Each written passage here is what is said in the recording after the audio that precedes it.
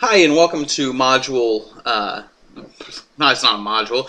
Welcome to the lecture on Aristotle. Rather than giving you a bunch of lessons about Aristotle, with a text and everything, I'm just going to do one video for who Aristotle was, and then I'm going to do another video about his influence and Plato's influence. And so instead of doing a bunch of text, I'm going to have mainly video. Just to tell you a little bit about Aristotle, Aristotle was born in 384 BCE, and that would be, he was born in Macedonia, and he came from a very wealthy family. Macedonia was just north of Greece. He came from a very wealthy family, very politically connected. His father was the personal physician to the king of Macedonia. King Philip, he was his doctor. Although both of Aristotle's parents died when he was fairly young, he would have been raised by somebody in his family. Although it's not certain who, he would have been raised by them, and he, I don't know, being that basically is the sole interest in that fact.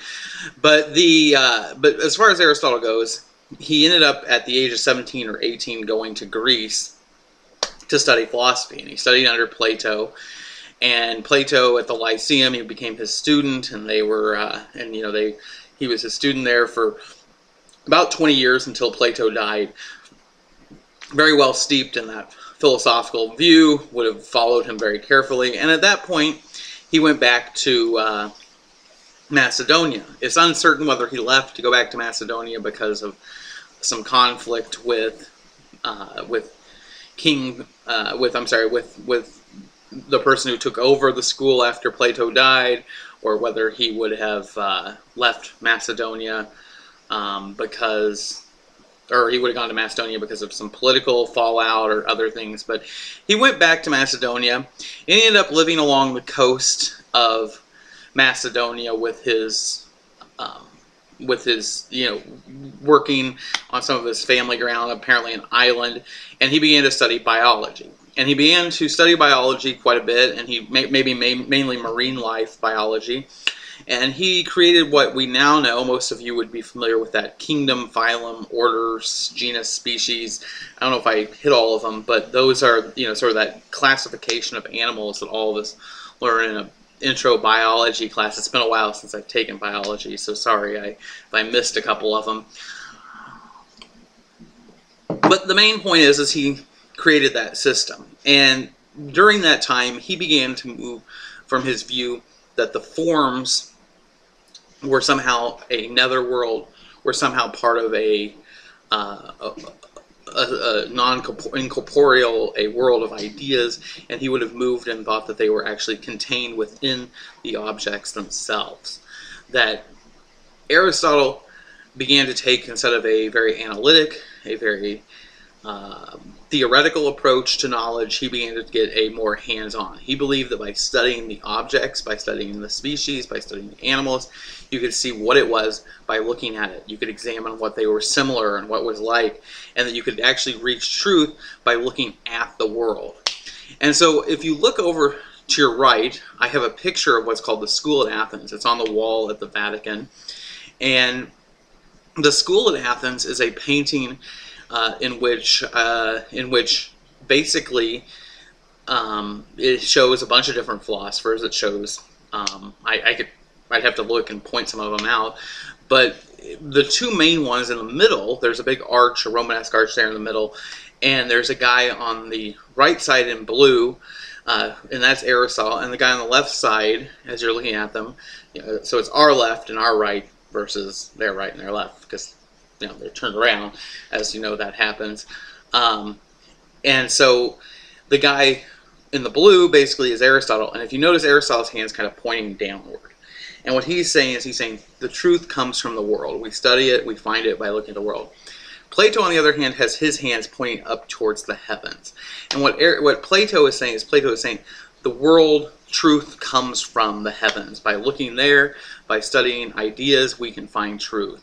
And so this becomes a pretty big division, a pretty big difference between the two, is because of Aristotle's time and studying of science.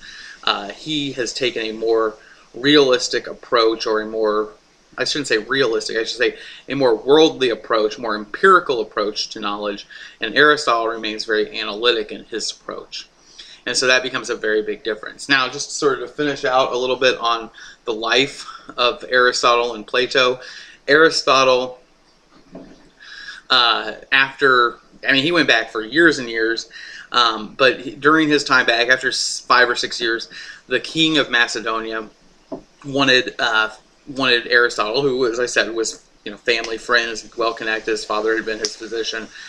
He wanted him to become the tutor to his son Alexander. So Aristotle went up and he became the tutor to Alexander.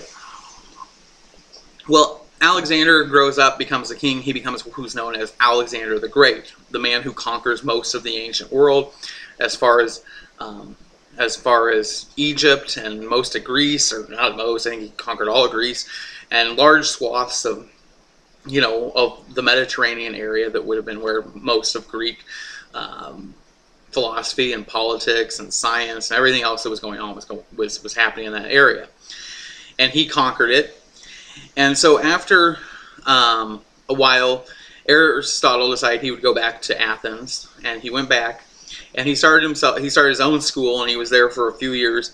And then Alexander was killed, and he became fearful of what's going to happen. There was uprising. The Greeks were not exactly happy that they had been conquered by the Macedonians, and so there was a definite anti-Macedonian sentiment.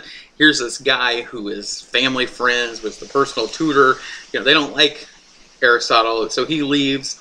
He's famous for having said at that time, "I leave now so that Athens will not sin twice against philosophy." It's kind of an arrogant thing to say.